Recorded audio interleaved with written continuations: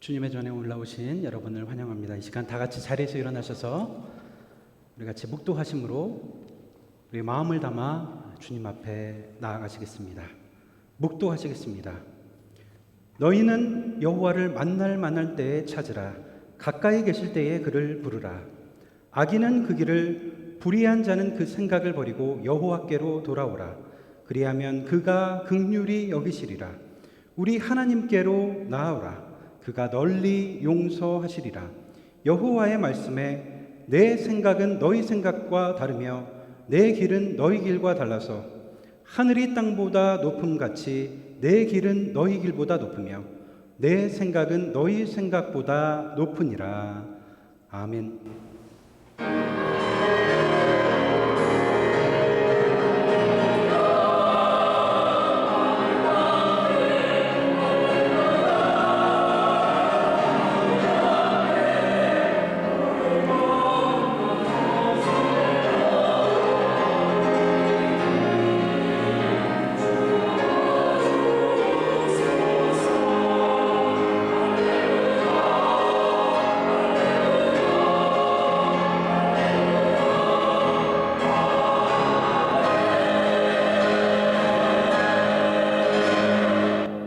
영원하신 아버지 하나님, 오늘도 저희를 주님의 전으로 불러주시고 함께 예배하게 하시니 감사를 드립니다. 우리의 한 주간의 삶을 지켜주시고 새로운 은혜를 사모하며 주님 앞에 다시 서게 하심을 감사를 드립니다. 이 시간 우리의 마음을 열어주시고 세상의 염려와 분주함은 내려놓게 하시며 오직 하나님께만 시선을 두게 하옵소서. 우리의 찬양과 기도, 말씀과 모든 예배를 기뻐 받아주시고 성령께서 우리 마음 가운데 충만하게 임하셔서 이 시간 주의 임재를 깊이 경험하는 복된 자리가 되게 하옵소서. 우리 주 예수 그리스도의 이름으로 기도드립니다. 아멘.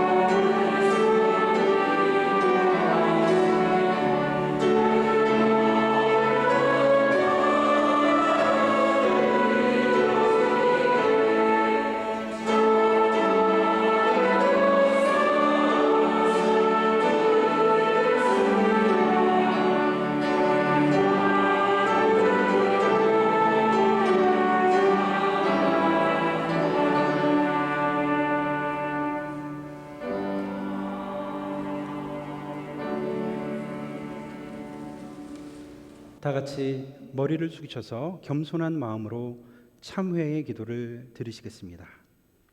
사랑의 하나님, 우리로 하나님을 알게 하시고 교회를 허락해 주시고 우리로 믿음의 사람들을 만나게 하시니 감사를 드립니다. 신앙 공동체를 통해 기쁨을 얻으며 위로받고 사랑을 경험하며 많은 것을 누리며 살게 하신 주의 은혜에 감사를 드립니다. 그러나 하나님, 나의 신앙이 남에게서 받은 신앙에 머물렀는지 되돌아봅니다. 받은 신앙이 아니라 나의 신앙으로 성숙하기를 원합니다. 남의 신앙, 부모와 친구의 신앙에 그냥 머물러 있었기에 때로 남의 옷을 입은 것처럼 아주 어색하고 싫었습니다.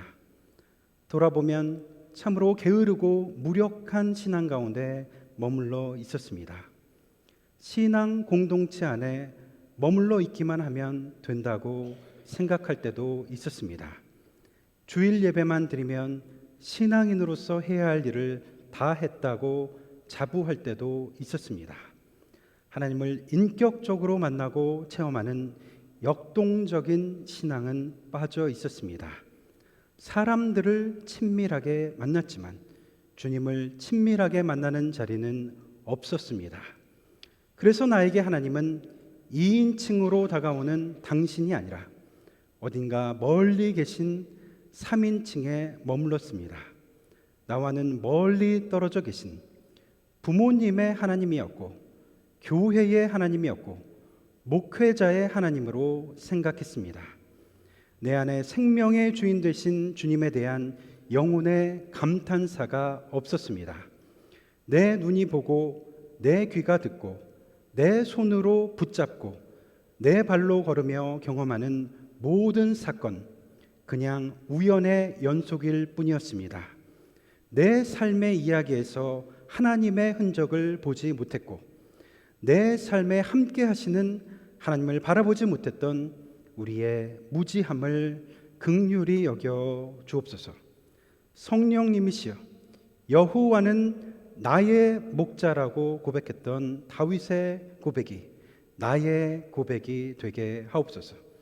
예수님과 더불어 신앙과 사랑의 이야기를 만들어가는 복된 삶이 되게 하옵소서. 그리하여 내 가정이, 내 직장이, 내 학교가, 내가 살아가는 세상이, 또 우리 교회가 살아있는 신앙의 현장이 되게 하옵소서. 이제는 주님과 나만이 아는 죄를 생각하며 묵묵히 참회의 기도를 계속합니다.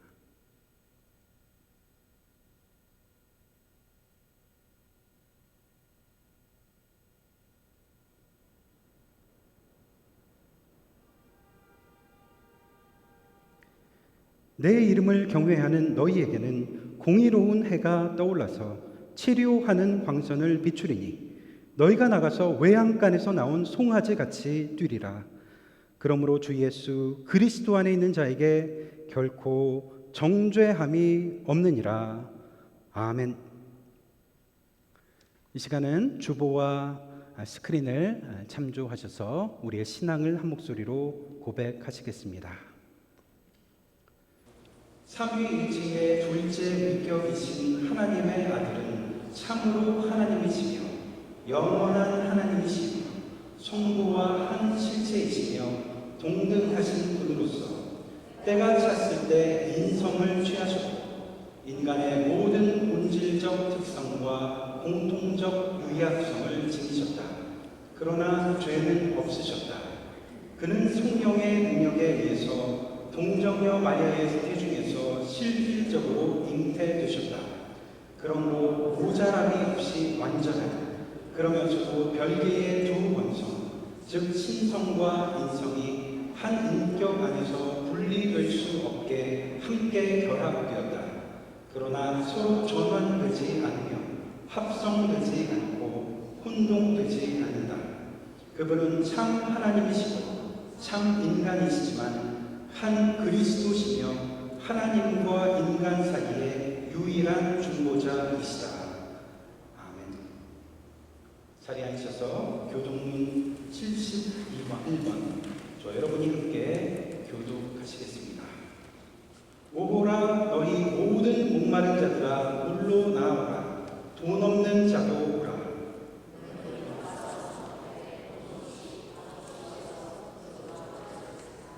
너희가 어찌하여 양식이 아닌 것을 위하여 은을 달아주며 내게 듣고 들을지어다. 그리하면 너희가 좋은 것을 먹을 것이며 너희는 귀를 기울이고 내게로 나와 들으라. 내가 너희를 위하여 영원한 언약을 맺으리니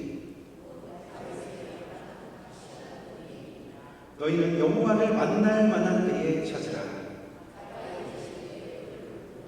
악인은 그의 길을, 불의한 자는 그의 생각을 버리고 여호와께로 돌아오라.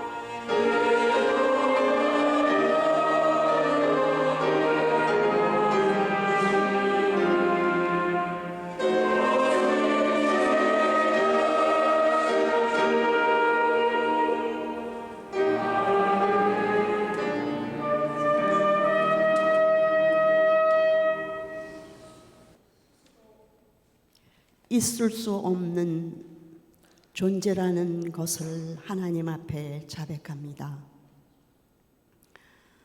하나님께서는 우리에게 주신 사랑하는 마음도 우리에게 귀한 생명을 허락하실 때 주신 그 호흡이 하나님의 사랑이었음을 깨닫습니다. 그 사랑은 나만을 위한 것이 아니라 이웃을 내 몸같이 사랑하라고 주신 것임을 믿습니다.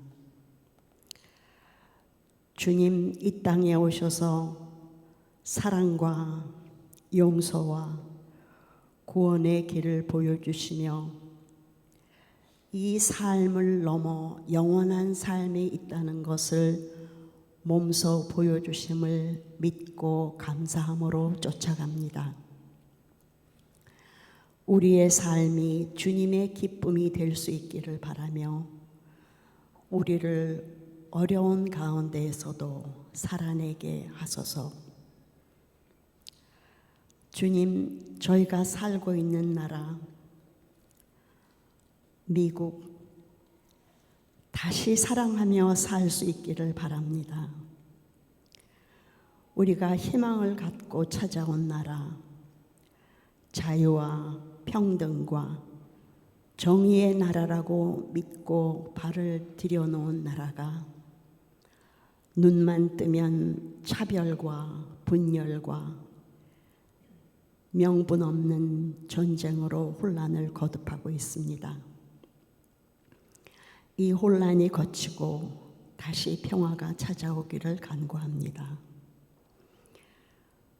잃어버린 자를 찾아오신 주님, 이 땅에 오셔서 소외된 자, 병든 자들과 연대하시고 그들의 신음과 고통을 회복시켜 주신 주님, 어린아이와 같지 아니하면 하늘나라를 볼 수 없다 하신 주님, 우리 속에 순전함이 다시 오기를 기도합니다.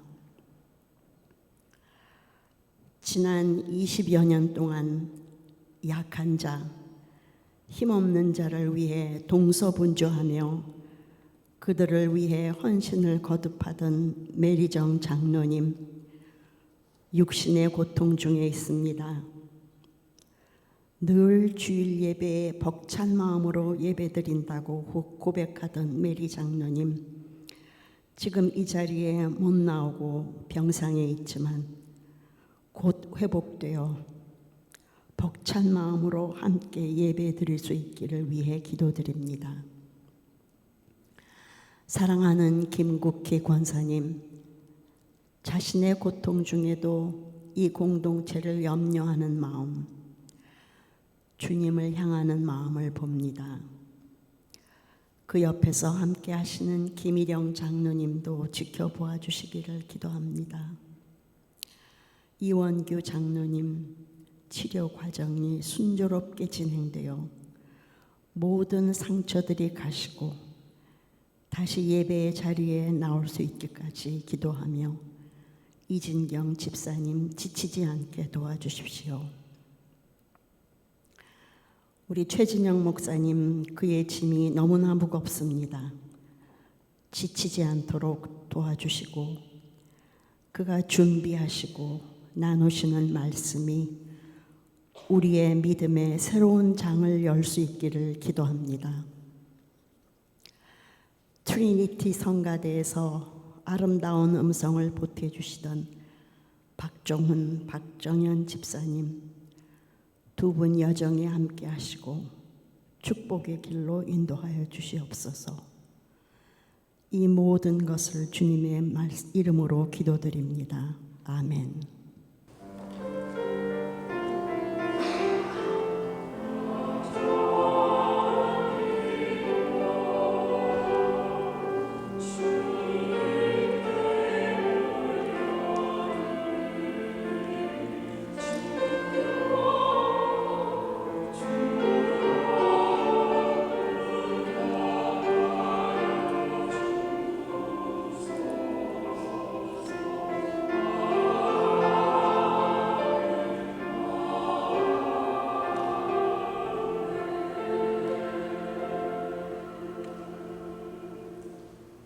이 시간에 우리 반갑게 평화 인사 나누는 시간입니다. 다 같이 일어나셔서 앞뒤 좌우로 다니시면서 평화 인사 나누시겠습니다.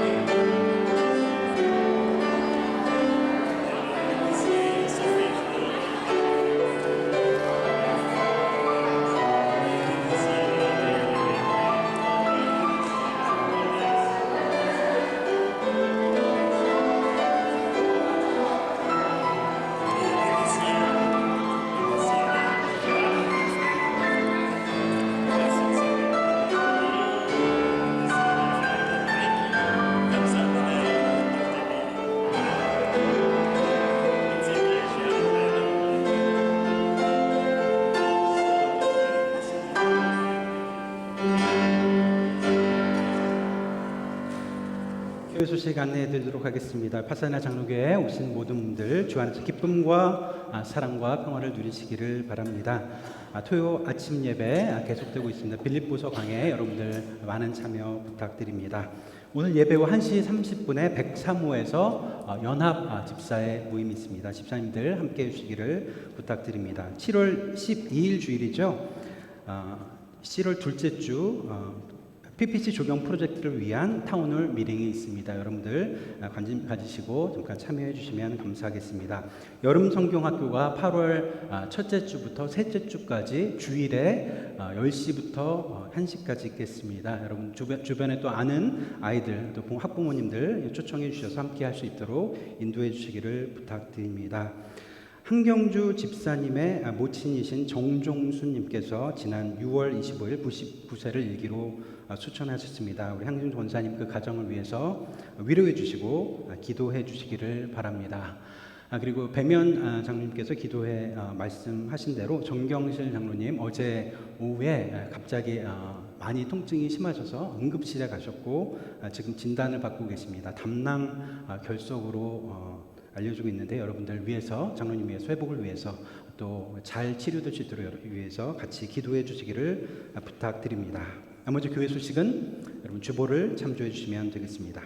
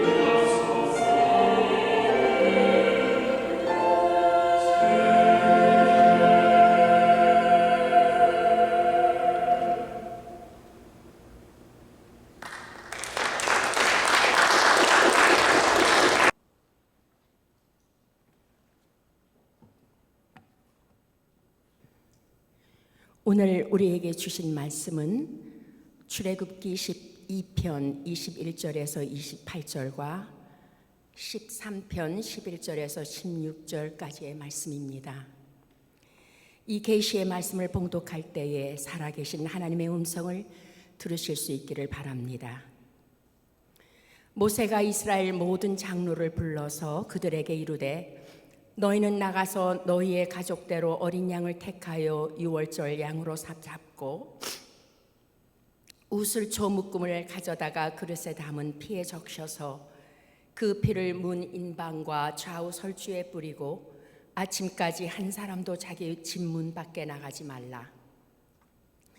여호와께서 애굽 사람들에게 재앙을 내리려고 지나가실 때에 문 인방과 좌우 문설주의 피를 보시면 여호와께서 그 문을 넘으시고 멸하는 자에게 너희 집에 들어가서 너희를 치지 못하게 하실 것임이니라. 너희는 이 일을 규례로 삼아 너희와 너희 자손이 영원히 지킬 것이니 너희는 여호와께서 허락하신 대로 너희에게 주시는 땅에 이를 때에 이 예식을 지킬 것이라. 이후에 너희의 자녀가 묻기를 이 예식이 무슨 뜻이냐 하거든 너희는 이르기를 이는 여호와의 유월절 제사라. 여호와께서 애굽 사람에게 재앙을 내리실 때에 애굽에 있는 이스라엘 자손의 집을 넘으사 우리의 집을 구원하셨느니라 하라 하매 백성이 머리 숙여 경배하니라. 이스라엘 자손이 물러가서 그대로 행하되 여호와께서 모세와 아론에게 명령하신 대로 행하니라. 다음은 출애굽기 13편 11절에서 16절까지의 말씀입니다. 여호와께서 너와 네 조상에게 맹세하신 대로 너를 가나안 사람의 땅에 인도하시고 그 땅을 내게 주시거든 너는 태에서 처음 난 모든 것과 내게 있는 가축의 태에서 처음 난 것을 다 구별하여 여호와께 돌리라. 숫것은 여호와의 것이니라. 나귀의 첫 새끼는 다 어린 양으로 대속할 것이요 그렇게 하지 아니하면 그 목을 꺾을 것이며 내 아들 중 처음 난 모든 자는 대속할지니라. 후일에 내 아들이 내게 묻기를 이것이 어찌 됨이냐 하거든 너는 그에게 이르기를 여호와께서 그 손의 권능으로 우리를 애굽에서 곧 종이 되었던 집에서 인도하여 내실세 그때에 바로가 완악하여 우리를 보내지 아니하매 여호와께서 애굽 나라 가운데 처음 난 모든 것은 사람의 장자로부터 가축의 처음 난 것까지 다 죽이셨으므로 태에서 처음 난 모든 수컷들은 내가 여호와께 제사를 드려서 내 아들 중에 모든 첫 처음 난 자를 다 대속하리니 이것이 내 손의 기호와 내 미간의 표가 되리라. 이는 여호와께서 그 손의 권능으로 우리를 애굽에서 인도하여 내셨음이니라 할지니라.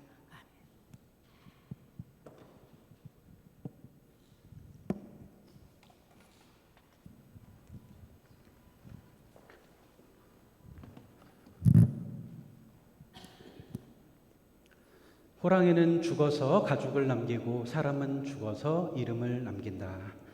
유교적 이념에 살았던 조선, 입신양명하는 것을 최고의 덕으로 여겼던 사대부들 아마 이 말을 늘 되뇌었을 것입니다. 호사유피 인사유명. 사람은 이름을 남긴다라고 했는데 사람은 이름을 남긴다기보다는 이름에 담긴 이야기를 남깁니다.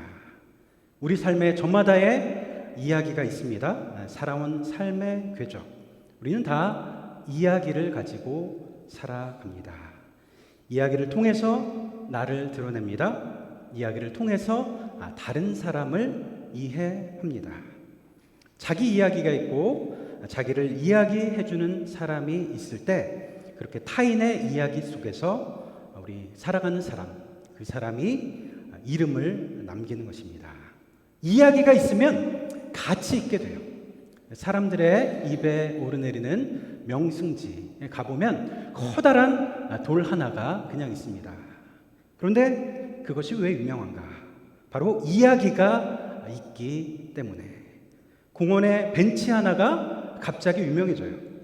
거기에 이야기가 가미되게 될 때, 이야기가 있을 때 그 가치가 달라지게 됩니다. 사실은 나라는 존재, 내가 어떤 존재인가, 그것을 생각해 볼 때도 그렇습니다. 내가 누구인가? 내 겉모습이 아닙니다. 나에게 어떤 이야기가 있는가? 좀 더 깊이 들어가 보면 나는 나 자신에게 어떤 이야기를 들려주고 있는가? 그 이해가 곧 나입니다. 그 기억이 바로 나라는 존재입니다. 치매 환자들 기억을 잃어버리잖아요. 그러면 내가 없어지는 겁니다. 정체성이 사라져 버리게 되는 겁니다. 이야기, 단순한 사건들의 나열이 아닙니다. 이야기란 그 사건을 내가 어떻게 해석하고 있는가에 관한 것입니다. 내가 어떻게 그것을 종합적으로 이해하고 있는가가 곧 이야기입니다. 우리는 다 저마다 다른 이야기를 가지고 살아갑니다. 그런데 또 어떨 때 보면 똑같은 사건도 다른 이야기로 읽습니다. 세 사람이 똑같은 레스토랑에서 가서 똑같은 샐러드를 먹고 있습니다. 그런데 각자가 가진 이야기는 달라요. 한 명은 다이어트 때문입니다. 다른 한 명은 채식주의자이기 때문입니다. 또 다른 한 명은 종교적인 이유 때문에 샐러드를 먹는 것입니다. 겉으로는 똑같은 행동을 해도 저마다 가지고 있는 이야기는 다르다는 것입니다. 그래서 이야기, 이것은 우리의 정체성, 아이덴티티, 나의 정체성이 달린 문제입니다. 어린 시절 또 청년부 시절에 어른 예배, 장년 예배를 이렇게 드리다 보면 장로님들마다 대표 기도할 때 특징이 있어요. 특별히 하나님을 부르는 수식어가 있습니다. 어떤 장로님은 창조주이시며 생명의 근원자 되신 아버지 하나님, 매번 기도할 때마다 늘 붙이는 수식어가 있습니다. 또 어떤 장로님, 제가 굉장히 이 장로님의 기도 늘 기억에 남는데 기도하실 때마다 상한 갈대를 꺾지 아니하시며 꺼져가는 등불을 끄지 아니하시는 아버지 하나님, 상한 등불을 끄지 아니하시며 꺾지 아니하시며 꺼져가는 등불을 끄지 아니하시는 아버지 하나님, 이렇게 기도를 듣다가 보면은 어김없이 몇 년 동안 기도하시는데 항상 그런 수식어를 붙이시는 분들도 있습니다. 또 많은 장로님들 기도하실 때 역사의 주관자 되시는 하나님, 역사의 주관자. 그런데 제가 어릴 때 이 기도를 들으면 역사의 주관자, 너무 거창하게 다가왔던 것 같아요. 역사의 주관자가 되신다. 근데 나중에 돌아보니 역사의 주관자, 이 말이 참 맞는 말이라는 그런 생각이 듭니다. 이 말씀을 지금 드리려고 하는 겁니다. 고대 히브리인들, 이스라엘의 신과는 아주 독특했습니다. 고대 사람들은 자연을 신으로 여겼습니다. 그래서 태양을 신으로 섬기죠. 달의 신이 있고 바다의 신을 숭배합니다. 자연 현상을 보면서 그 신을 숭배하는 겁니다. 그러나 고대 히브리인들의 하나님, 그 하나님은 역사를 주관하시는 하나님이었습니다. 그들의 신, 나무에 있는 것이 아닙니다. 태양에 있는 것이 아닙니다. 계절 속에 있는 것이 아닙니다. 역사 속에 계신 하나님, 자연의 순환에 갇혀 계신 분이 아니라 인간의 역사 속에서 함께 하시는 신. 그래서 왜 매년 봄이 찾아오는가, 이런 것을 묻기보다는 하나님은 인간과 함께 어디를 향해 가고 계시는가, 그것을 물었던 것이 바로 히브리인들의 신앙관이었습니다. 자연 속에 하나님만 믿는다면 하나님을 꽃이 필 때만 하나님이 보이겠죠. 하지만 역사 속에 하나님을 믿는다면 하나님은 광야에서도, 포로 생활 가운데서도, 실패와 눈물의 골짜기 가운데서도 발견할 수가 있게 되는 것입니다. 역사를 주관하시는 하나님, 그들의 삶의 이야기 속에 함께 하신 하나님, 이 성서 이스라엘, 그들은 하나님을 자연의 신이 아니라 역사를 주관하시는, 역사 속에 계신 하나님으로 이해한 최초의 민족이었습니다. 이 성경에 하나님의 자기소개서가 있습니다. 저는 이 구절을 그렇게 보고 싶어요. 창조주, 구원자, 전능자, 치료자, 야훼 하나님을 수식하는 많은 구절들이 있잖아요. 근데 하나님께서 하나님 자신을 소개하는 하나님의 자기소개서가 있습니다. 출애굽기 20장에 보면 하나님께서 시내산에서 이스라엘 백성들에게 10계명을 내려주시는데 제1계명을 주시기 이전에 먼저 이 10계명 전에 하나님이 먼저 자기 소개를 합니다. 당시 이스라엘 백성들 이 하나님에 대한 개념이 뚜렷하게 자리 잡고 있을 때가 아니었습니다. 엘이라고 해서 전능자, 절대자, 이 절대적으로 복종해야 하는 신을 그렇게 이해하고 있었습니다. 그런데 출애굽기 20장 1절 10계명을 주시면서 하나님께서 이렇게 자신을 소개하십니다. 나는 너를 애굽 땅 종 되었던 집에서 인도하여 낸 너의 하나님 여호와라. 나는 너를 애굽 땅 종 되었던 집에서 인도하여 낸 나는 그 하나님이다. 하나님은 자신을 개념으로 소개하지 않으십니다. 이야기로 소개하십니다. 철학으로 소개하지 않으십니다. 나의 삶 속에, 너희의 삶 속에 함께하는 분이라고 말씀하고 있는 것입니다. 나는 너를 애굽 땅 종 되었던 그 집에서 인도하여 낸 너의 하나님 여호와로라. 역사 속에 함께 하시는 하나님. 그들이 노예였잖아요. 430년 동안 이집트에서 종살이를 했습니다. 수많은 고초를 겪었습니다. 남아들이 태어나자마자 다 살해당하는 것을 본 트라우마가 있는 사람들이었습니다. 역병이 돌고 많은 사람들이 고통을 당한 것을 본 자들이 바로 이스라엘 백성들이었습니다. 그런데 하나님은 자신을 그렇게 소개하고 있는 거예요. 그들이 믿고 있는 하나님, 그 하나님은 열악한 구원의 그 삶을 구원의 이야기로 바꾸어 놓으시는 하나님이라고 하는 것입니다.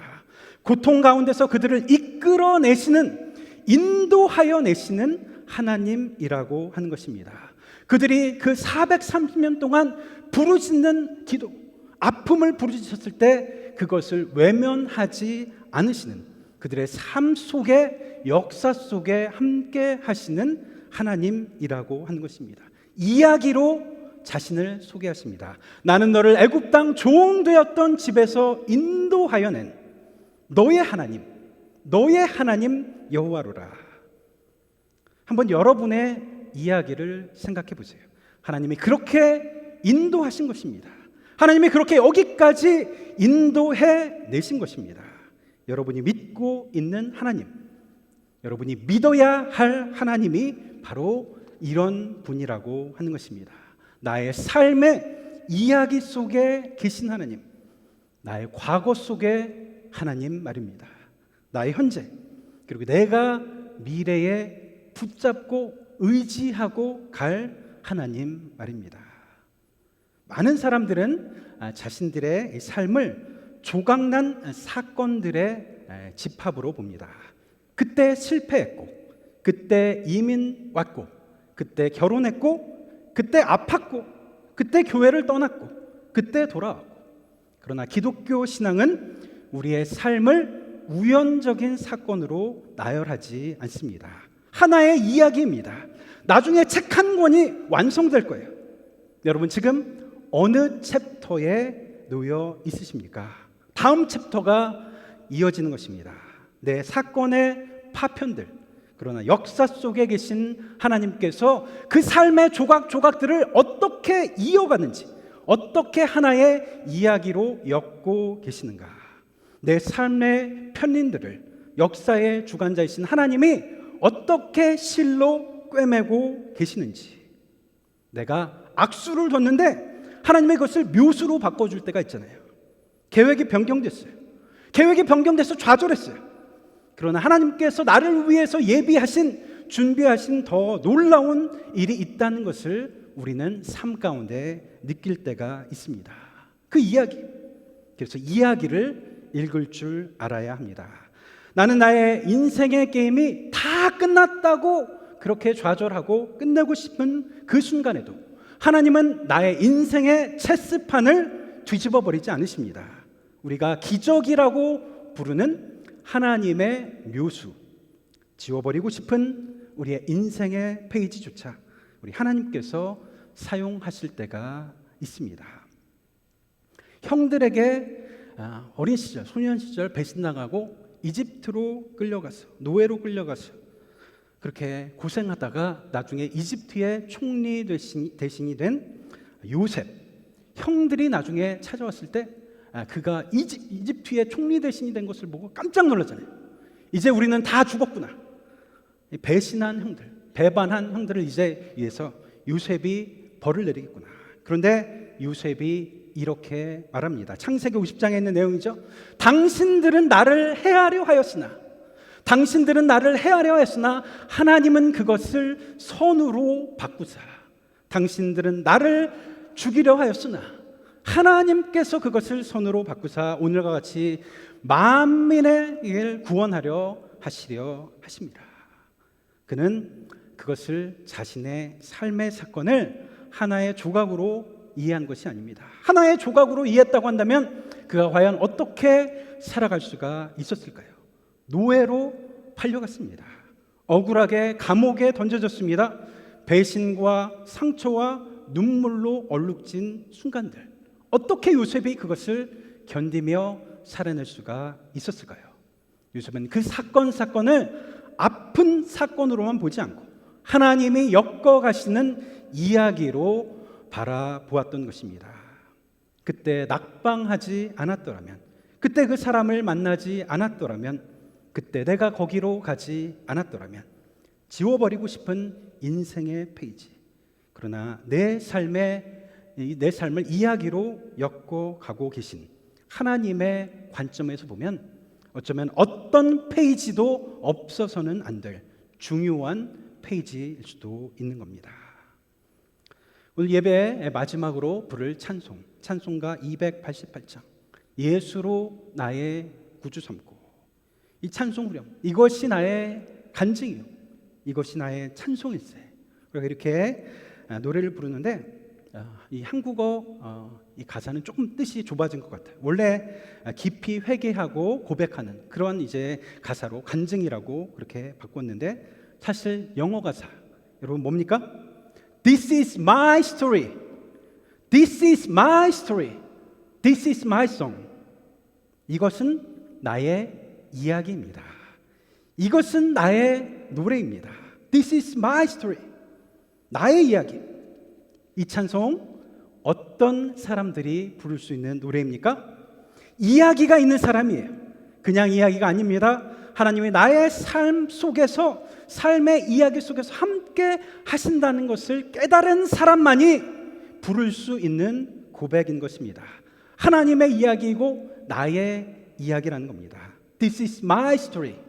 내가 울었던 이야기이고, 내가 실패했던 이야기며, 내가 방황했던, 그리고 인도하심을 따라 여기까지 온 그 이야기입니다. 나의 신앙 이야기. 우리가 우리들의 자녀들에게 남겨줄 것도 바로 이 이야기입니다. 나의 이야기. 거창한 이야기가 아니에요. 역사 이야기가 아니에요. 할아버지 할머니 이야기도 아니에요. 내 이야기. 아주 개인적이고 내밀하고 너무나도 선명한 나의 이야기. 나의 신앙 이야기 말입니다.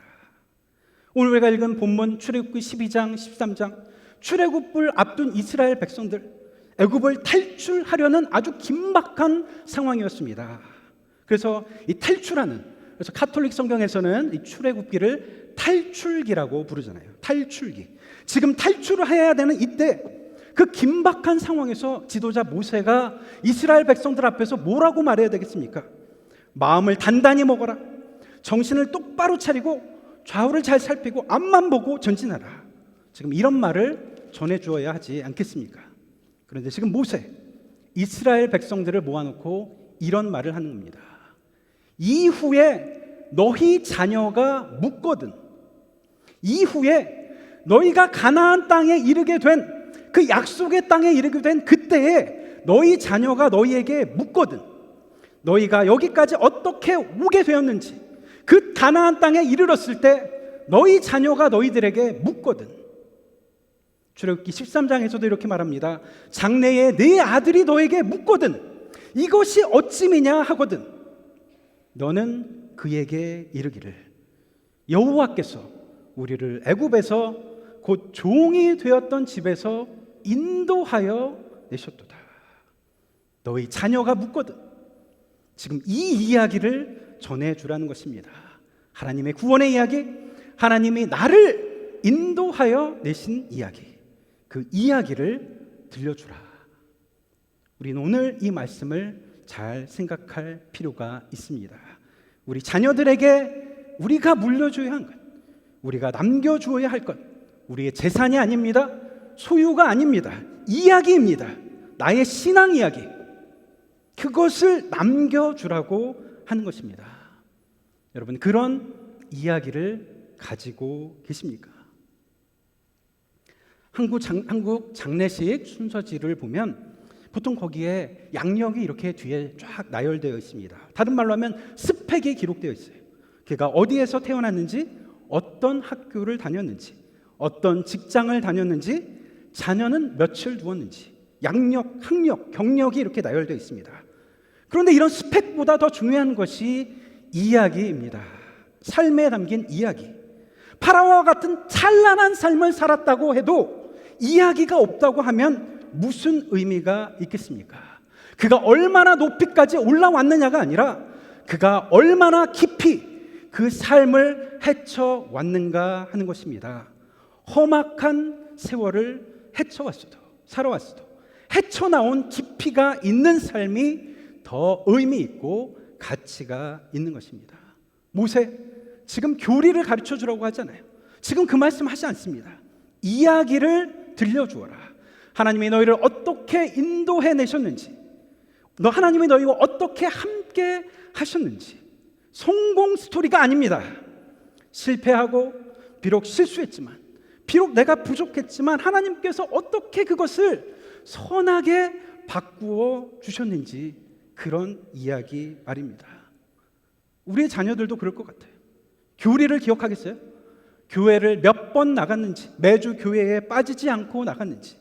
우리 부모님은 매주 주일마다 교회에 빠짐없이 나갔다 마침표. 거기에 무슨 의미가 있겠습니까? 그 안에 어떤 이야기가 담겨 있는지, 그것이 중요한 것입니다.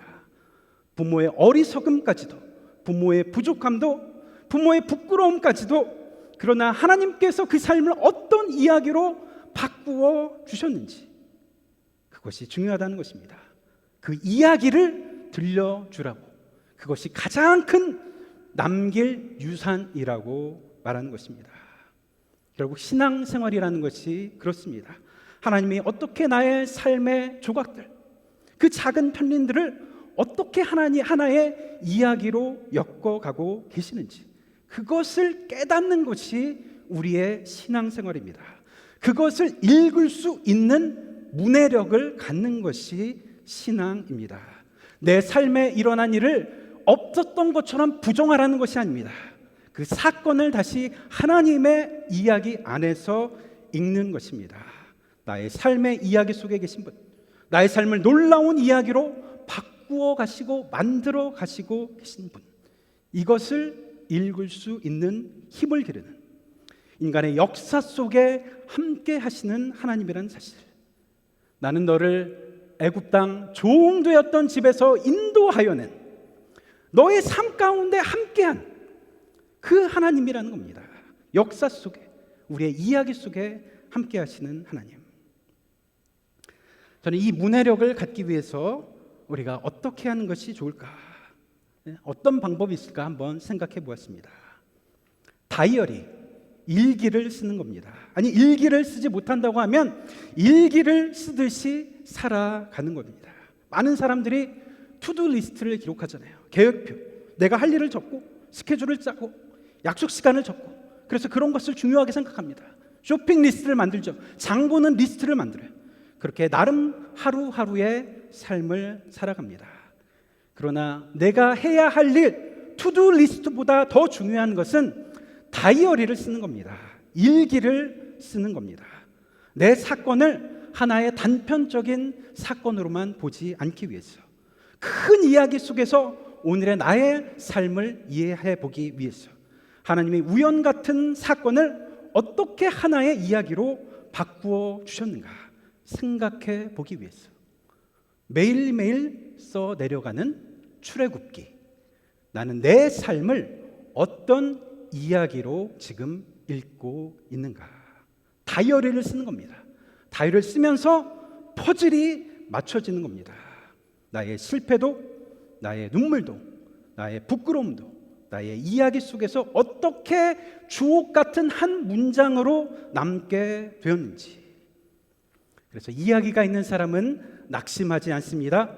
이야기가 있는 사람은 실패와 좌절 가운데서도 다시 일어날 용기를 갖게 됩니다. 미래를 알기 때문이 아니에요. 미래를 모르면서도 오늘을 살아낼 수 있는 힘이 있는 겁니다.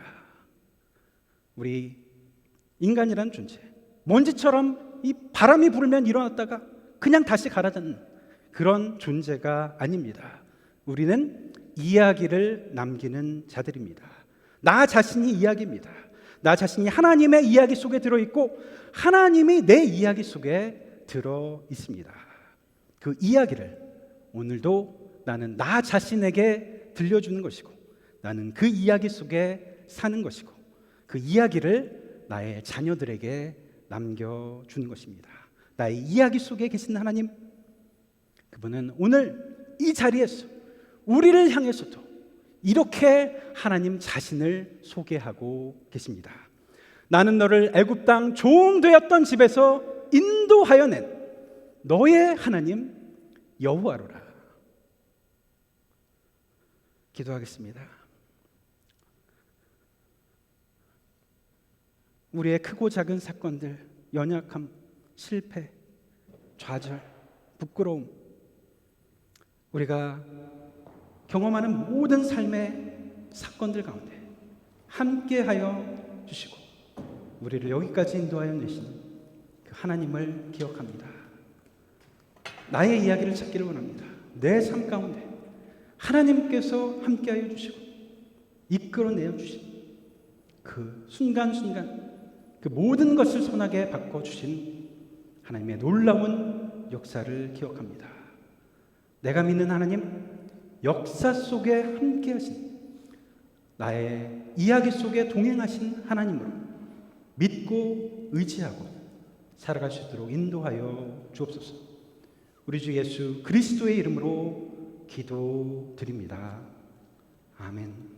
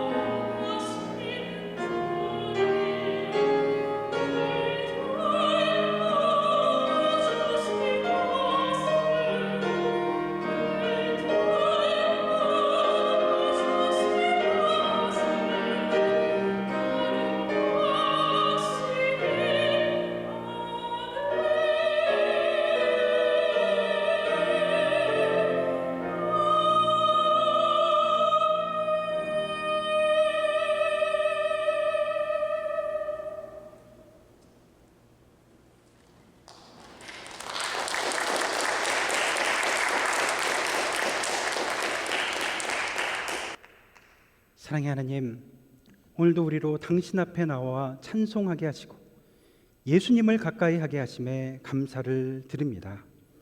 우리에게 늘 필요한 것들을 공급하여 주시고 우리를 사랑으로 채워주시는 당신의 은혜에 감사하며 이 예물을 가지고 나왔습니다. 우리 예물을 드리면서 우리의 마음도 같이 드리오니 하나님 기뻐 받아 주옵소서. 긍휼이 많으신 아버지 하나님, 이 땅에 연약하고 소외된 자들을 위해 우리가 드린 이 예물이 소중하게 사용되기를 원합니다. 이 땅에 필요한 곳에 당신의 생명이 공급되게 하옵소서. 물질이 사용되는 곳 가운데 그 영혼들을 만져주시고 당신의 사랑과 치유하는 역사로 무너진 곳들이 보수되게 하옵소서. 지진으로 고통당하는 베네수엘라, 그 땅 가운데 위로의 성령님 만져주시고 사랑으로 덮어 주옵소서. 김국희 권사님, 이홍규 장로님 치료의 모든 과정을 주님께서 친히 붙들어 주시고 의료진의 손길 위에도 함께 하시기를 원합니다. 기다리는 시간 가운데 평안을 주시고 회복의 모든 걸음마다 주님의 은혜를 경험하게 하옵소서. 낙심하지 않도록 소망 가운데 붙들어 주옵소서. 정경실 장로님 속히 회복을 얻게 하시고 원인을 잘 규명해서 완전한 치유를 얻게 하옵소서. 여행 중에 계신 성도님들, 여러 사정으로 함께 예배하지 못하는 성도님들 기억하여 주셔서 있는 자리에서도 주님의 큰 은혜를 깊이 경험하게 하옵소서. 우리 주 예수 그리스도의 이름으로 기도드립니다. 아멘.